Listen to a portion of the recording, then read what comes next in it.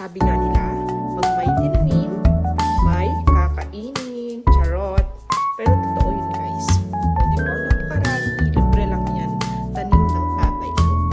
So, let's go. Lulutuin po natin siya. Gagawin natin siyang banana cue. So, ayun guys, binabalatan ko na siya para ready na siyang lutuin mamaya. Konti lang yung binalatan ko, kasya lang saan, pang merienda lang.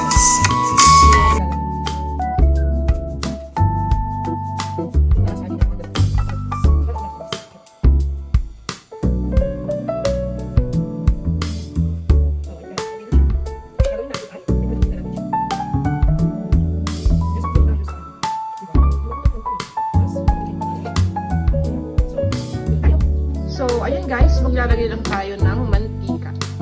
Papainitin lang natin siya. Para pag uminit na siya, ilalagay na natin yung saging. So, uminit na siya. Ito na yung oras. Oras na ron. Para ilagay natin yung mga saging. So, ipan lang natin. Para. Ilagay lang yung sa pagkakas.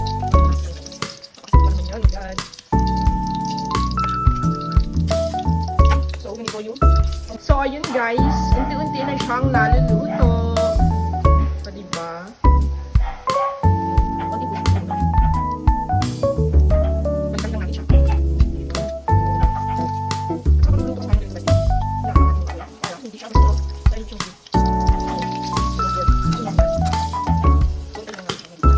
So, ayun guys, okay na siya. So, diba? So, guys, lalagyan na natin ng asukal. Ano mo natin yung asukal? Hindi ko alam kung tama ba ito. Paglalagyan ko ito.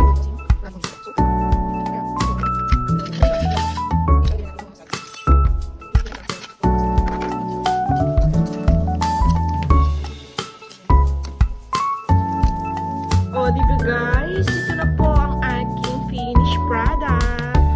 O, pakasurap naman yan. Tapos, ganito yung view mo.